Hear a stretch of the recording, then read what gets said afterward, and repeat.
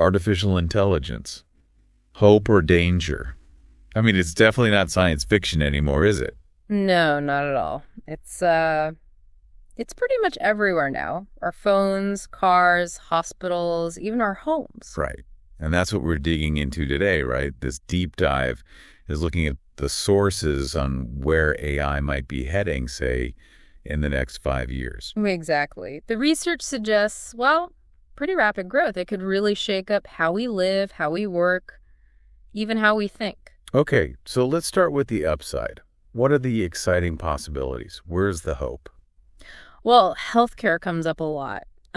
Specifically early disease detection. Like cancer. Yeah, exactly. Imagine AI scanning medical images like X-rays incredibly fast, catching cancers much earlier when they're more treatable. Wow. Faster than a person. Sometimes, yeah. Some studies are showing algorithms with really high accuracy, potentially even better than specialists for certain scans. The speed and precision, that's the key takeaway there. That is compelling. Okay, what about education? I've heard talk about AI tutors. Absolutely, that's another big area. The idea is AI creating like truly personalized learning. Tailored to each student. Exactly. Adapting to their specific learning style, their pace, offering support whenever needed. And think about the reach quality education potentially available anywhere in the world. It's kind of unlocking potential on a massive scale. Okay, healthcare, education. What about getting around? Transportation? Self-driving cars? Yep, they're still a major part of the conversation. The data points towards much safer roads eventually. Because they take human error out of the equation. Largely, yes. Yeah. Reducing accidents caused by distraction, fatigue, that could save countless lives. It could really reshape our cities, too. So, lots of promise. Definitely sounds promising. But there are always buts, right? Yeah. The sources must talk about the concerns, too. Oh, for sure. There are some significant challenges and potential downsides we really need to think about. Like jobs. That seems to be the big one people worry about. AI taking over jobs. It's a major point in the sources, yeah. The potential for significant job displacement. Millions of jobs, potentially. What's your guidance? Things like cashiers, drivers, customer service roles, maybe even some aspects of teaching or creative work eventually. It's the sheer scale of that potential economic shift that's got people talking. Yeah, that's a lot to think about. And with all this AI, it needs data, right? Loads of it. What does that mean for our privacy? That's another critical concern. These systems collect and analyze vast amounts of personal data. So the questions become, who controls it? How is it being used? It's that trade-off, isn't it? Convenience versus control. Exactly. Yeah. Finding that balance between the benefits AI offers and, protecting individual privacy. It's a tricky path to navigate. And then there's the sort of bigger, more sci-fi fear, AI getting too smart, maybe beyond our control. The sources do touch on that. Yeah, this idea of existential risk. Yeah. Meaning the possibility that AI could eventually surpass human intelligence, and maybe its goals wouldn't align with ours anymore. It's speculative, sure, but it highlights why careful development is so important. So it really feels like a double-edged sword. Massive potential for good, but also some pretty serious risks. Precisely. And the key thing the sources emphasize is that the outcome isn't predetermined. It's not set in stone. It depends on us, on the choices we make. Absolutely. How we develop it, how we use it, the ethical rules we put in place, all that will shape its impact. So the future of AI, it's not really just about the machines then. It's still fundamentally about, well, humanity. Couldn't have said it better. It's about guiding this powerful tool wisely. Which leads to a final thought. maybe for you listening. Yeah, as AI becomes even more woven into our lives, what do you think is the most crucial thing we need to get right to make sure it benefits all of us? Something to ponder.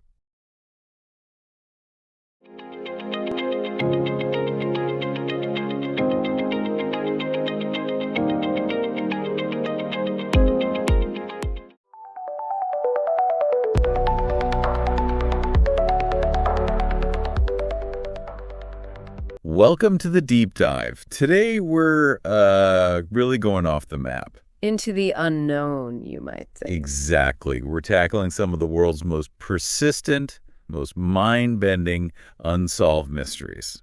These are the puzzles that just, well, refuse to be solved, aren't they? They sit right at the edge of what we know. Totally. They keep researchers guessing, spark endless debate, and honestly, they really fire up the imagination. They certainly show us there's still plenty we don't understand. So are you ready to explore these enigmas with us? Let's do it. Because we've got a selection of some truly fascinating ones lined up. First off, maybe the most famous one, the Bermuda Triangle. Ah, yes, the classic. That stretch of ocean between Florida, Bermuda, and Puerto Rico. Right. And the whole mystery revolves around, well, disappearances. Ships, planes, people just vanishing. The stories are legendary, aren't they? Wildly spinning compasses, vessels disappearing in like calm weather, no distress calls, sometimes no wreckage found. It's the stuff of legend. And the theories are all over the place. Oh, absolutely. Everything from, unusual magnetic fields or rogue waves. To methane hydrates erupting from the seabed, supposedly affecting buoyancy. Uh-huh. And then you get the more, shall we say, exotic explanations. You mean aliens? Well, that's certainly been suggested. But yeah, despite all the speculation and some scientific investigation, there's no single accepted cause. It's interesting how, statistically, the area might not even be that much more dangerous than other busy sea lanes. That's a key point. The narrative is incredibly powerful, perhaps more so than the raw data sometimes. These dramatic stories of sudden, complete disappearances, they capture the imagination. They really do. The lack of closure fuels the mystery, I suppose. Definitely. Okay, so from the sea to maybe under the sea. Atlantis. City. We have Plato to thank for this one, describing this amazing advanced civilization. An island nation supposedly beyond the Pillars of Hercules with incredible knowledge and power. That apparently angered the gods and sank into the ocean in a single day and night. Or so the story goes. Right. And the big question that's echoed for centuries: was it a real place, a historical city? Or it's just, a fable. Mm. A philosophical tale Plato cooked up. Exactly. Was it myth or reality? This idea of a super advanced society just swallowed by the sea, it's compelling. People have been looking for it for ages, haven't they? Explorers, scientists. For centuries. And they've proposed locations all over the world, in the Mediterranean, the Atlantic, even places like the Caribbean or Antarctica. But still nothing concrete. No definitive proof. Nope. Atlantis remains hidden, if it ever existed at all. Its existence is still hotly debated. Maybe that's why it endures, the not knowing. Could be. The allure of that lost golden age, perhaps. Okay, let's shift gears completely. To space, or at least a signal from space. Yeah, the signal. 1977. Astronomers involved in SETI, the search for extraterrestrial intelligence, are listening with the Big Ear radio telescope. And suddenly, boom, they pick up this incredibly strong, narrow-band radio signal. Lasts for 72 seconds. It was so unusual, so unlike any known natural phenomenon, that the astronomer who found it, Jerry Amon, famously circled it on the printout and just wrote, "Wow," next to it. And it really was wow-worthy. Its characteristics, the frequency, the intensity, its apparent origin from a fixed point in space near It Sagittarius. looked exactly like what they thought an artificial extraterrestrial signal might look like. It really did. It was in a protected part of the radio spectrum, too, which made it less likely to be Earth-based interference. So the big question, alien message, some kind of unknown natural cosmic blip, a glitch. And here's the really frustrating part. They've looked and looked, pointed telescopes back at that same spot in the sky countless times since. And nothing. It's never been detected again, not once. It's a 72-second mystery transmission from the depths of space that just stopped. Or maybe we just missed any follow-ups. It's baffling. Was it a genuine signal we just happened to catch by pure chance? Or something else entirely we just don't understand yet? We still don't know. Crazy stuff. All right, back down to Earth for another real head-scratcher. The Voynich manuscript. Oh, this is one of my favorites. A book probably from the early 1400s filled with, well, nobody knows what. It's got these bizarre illustrations, right? Yeah. Plants that don't match any known species, strange astronomical or astrological charts, weird little drawings of people. And the text. It's written in this unique script, an alphabet or code that appears nowhere else, and despite centuries of effort. By top cryptographers, linguists, historians, even AI algorithms recently. Nobody has been able to decipher it. Not a single word reliably translated. It's not just random scribbles, though, is it? It seems to have structure, like a real language. Exactly. Statistical analysis shows patterns consistent with genuine language word frequencies. Entropy, it doesn't look like gibberish. So what could it be? An encyclopedia of some lost knowledge. Maybe from a culture we know nothing about. Or perhaps an incredibly elaborate, centuries-old hoax. Something designed purely to mystify. Some theories are even stranger, suggesting it's related to alchemy or, I don't know, something non-human even. The fact remains, it's a book full of information, potentially, that we simply cannot access. Its meaning is a complete mystery. It's quite humbling, really. It really is. Okay, let's turn to something much darker now. The Dyatlov Pass incident. Yeah, this one is deeply chilling. February 1959, Ural Mountains in Russia. 9 experienced ski hikers set out on an expedition. And they never make it back. Search parties later find their campsite, and it's deeply disturbing. Their tent is found ripped open, but crucially, from the inside, as if they frantically cut their way out. In the middle of the night, in freezing temperatures, without proper clothing or boots, their bodies were found scattered down the slope, some near a makeshift fire, others further away. And the injuries. This is where it gets truly bizarre. Some died of hypothermia, which is understandable given the circumstances. But others had severe internal injuries.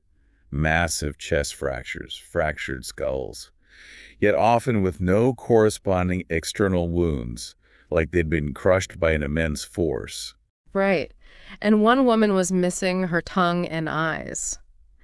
There were also reports, disputed later perhaps, but reports of strange radiation levels on some of their clothing. So what on earth happened? The official explanation at the time was a compelling natural force, which is incredibly vague. Theories abound. Was it a slab avalanche, even though the terrain wasn't typically prone to it and the injuries don't quite fit? Secret Soviet weapons tests. Military involvement nearby. That could explain the radiation, maybe, and a possible cover-up. Some talk about infrasound, low-frequency sound causing panic. Even encounters with something unknown, like the local Mansi legends of a Menk or Yeti-like creature, Right. or something else. The truth is, nobody knows for sure. The files were classified for a long time, adding to the suspicion. It's just a horrifying enigma. Truly horrifying. The combination of the shredded tent, the strange flight, the baffling injuries, it defies easy explanation. Okay, let's move to a different kind of mystery, one etched into the earth itself. The Nazca lines in Peru. Ah, the geoglyphs. These enormous drawings carved into the desert floor, hundreds of them.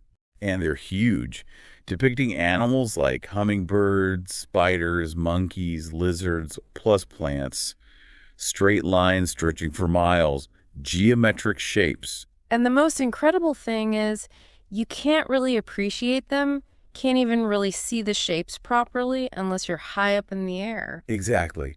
But they were created by the Nazca culture, starting maybe, 1,500 or 2,000 years ago? Yeah. Long, long before airplanes. So the question is double. Why did they create these massive figures only properly visible from the sky? And how did they achieve such scale and precision without that aerial perspective? It's mind-boggling. The accuracy of some of the figures is stunning. How did they survey and lay these out over such vast distances? There are theories, of course, that they were related to astronomy, perhaps marking constellations or solstices, or maybe used for religious ceremonies walking along the lines as ritual pathways. Some have suggested they could mark underground water sources, or maybe they were simply offerings to gods they believed lived in the sky. Could be. Maybe they used grids, small models, complex surveying techniques we don't fully understand. Whatever the method and purpose, it was a colossal undertaking. A truly puzzling, beautiful work of ancient art and engineering left in the desert. Absolutely. A visual mystery that endures. Okay, one last one for today, and it's a bit more subtle. The Tao's hum. Right. This is fascinating. In and around the town of Taos, New Mexico, a certain percentage of the population reports hearing this persistent low-frequency hum or drone. Like a distant diesel engine idling sometimes. It's described in different ways. Yeah, and it's maddening for those who hear it. Causes sleeplessness, anxiety, real distress for some. But here's the kicker. Scientists have gone there with sensitive microphones and equipment trying to detect it. And often they find nothing. Or at least nothing definitive that explains the specific sound people are reporting. It seems only audible to certain individuals, the hearers. So what's going on? Is it some kind of mass suggestion? Or maybe tinnitus specific to that area's population? Those are possibilities. Psychological factors, individual ear physiology. But the consistency of the reports makes people think there might be something external. Could it be low-frequency sound from, industrial activity miles away, unusual seismic activity, even secret military experiments, some people suggest? All have been proposed. It's particularly tricky because low-frequency sound travels long distances and can behave in weird ways, creating localized hotspots, but proving the source has been incredibly difficult. So you have this invisible, maybe subjective, maybe real sound that plagues a community, and science struggles to pin it down. It really highlights the weirdness of perception, doesn't it? It certainly does. The Taos hum shows that even our basic sensory experiences can sometimes hold mysteries that defy easy explanation or measurement. Wow, so that's just a handful, really. The Bermuda Triangle, Atlantis, Signal, Voynich, Dyatlov Pass, Nazca Lines, Taos hum. Just a taste of the world's unsolved mysteries. And there are so many more out there. Each one is kind of a testament to the limits of our knowledge, you know? Absolutely. Yeah. They remind us that even in this age of information, where you feel like you could Google anything, you can't. There are still huge unknowns. And maybe that's not such a bad thing. That sense of wonder, the drive to figure things out, it comes from not knowing everything. I agree. It fuels curiosity, sparks imagination, keeps us searching. In a world that sometimes feels fully mapped and explained, these mysteries are like little pockets of magic, maybe. Reminders that there's still wonder out there. Well put. They are invitations to keep asking questions, keep exploring. So thank you for joining us on this slightly perplexing deep dive into the unknown. It's been fascinating to revisit these. If you found these mysteries as intriguing as we do, maybe share this deep dive with someone else who loves a good puzzle. Keep questioning. And remember, sometimes the best part of life, well, it's not knowing everything.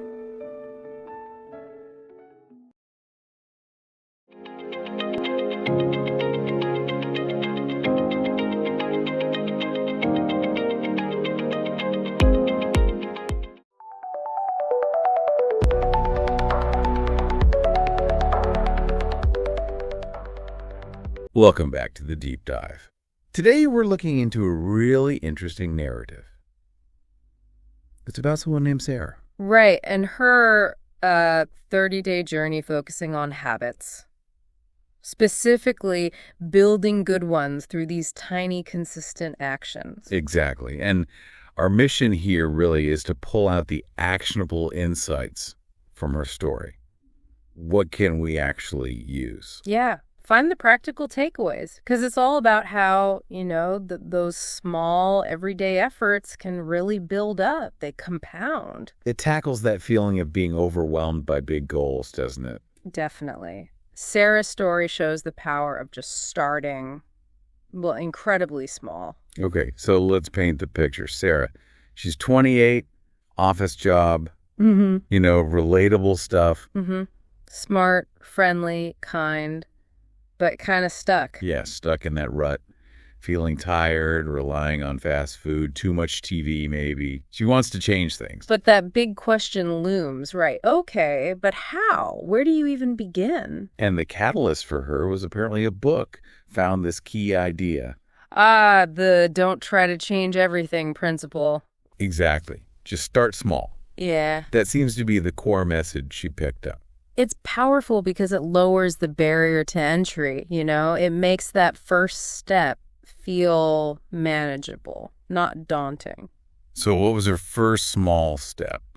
Just drinking 1 glass of water every morning. Wow, okay. That is small. Almost seems too small. Well, maybe.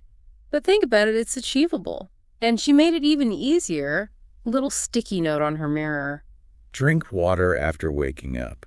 A visual cue. Simple, direct. Yeah, cuts down on the decision-making needed right when you wake up. Makes it almost automatic. So how did the first few days go? Well, not perfectly smooth. Days 1 and 2, great. Day 3, she missed it. Okay. The inevitable slip-up. Day 4, she was back on it, which I think is maybe the real lesson there. Absolutely. Progress isn't always linear, is it? It's about getting back up, that persistence, not aiming for perfection right away. Right. It's about resuming, not giving up after one miss. That resilience is so important in habit building. It's a learning process. So after a week of the water habit, she's feeling like a little better. Noticing a small shift. And that prompts her to add something else, another small thing. 5 minutes of stretching. Okay, so building slightly, water, then stretching. Yeah, her new morning routine, water, stretch. And apparently she added this little mental boost, like smiling and thinking, I could do this. That's interesting.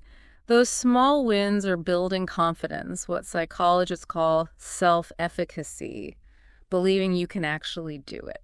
Makes sense. Each step reinforces the next. Exactly. So what happened in week 3? She expanded again, added a 10-minute walk after dinner. Okay, moving beyond the morning routine now. Yeah. And the description mentions, the sensory stuff, music in her ears, the evening air, just moving. Getting those positive associations going. And apparently other people started noticing, asking her, like, why are you so happy lately? That external validation, that can be a powerful motivator too. And her own realization was, it's about consistency. It wasn't any one big thing, but the doing it every day. That's the core of it, isn't it? The compounding effect. Small actions, repeated consistently, lead to noticeable results over time. So fast forward to day 30. What's the outcome? Transformation is probably the right word, even if it sounds dramatic for small habits. Well, the story says she had more energy, was sleeping better, Eating habits improved too, kind of naturally, it seems. and just feeling proud, accomplished, that feeling of I did it. Yeah, reflecting on how that one small habit, the water, really snowballed. Changed my life, she says. Hmm. And she felt ready to tackle the next habit. It just beautifully illustrates that principle. Start small, be consistent, let the benefits accumulate, and enjoy that psychological boost from the small wins. It's not about a massive overhaul on day one. No, it's about tiny, sustainable steps, building momentum. So, thinking about you listening right now, what's one, really tiny habit you could maybe start today? Yeah, what's the absolute minimum you could do? Something so easy you almost can't say no. Maybe it's putting your running shoes by the door. Or eating one piece of fruit. Or like Sarah, just one glass of water. The key takeaway seems to be, don't feel pressured to start big. Start small. Yeah. Really small. Stay strong with the consistency. That's where the magic happens. And, don't give up if you miss a day. Just get back to it tomorrow. So maybe take a moment after this and think, what's that first tiny step for you? Inspired by Sarah, perhaps? See where that one small, consistent action might lead. You might be surprised.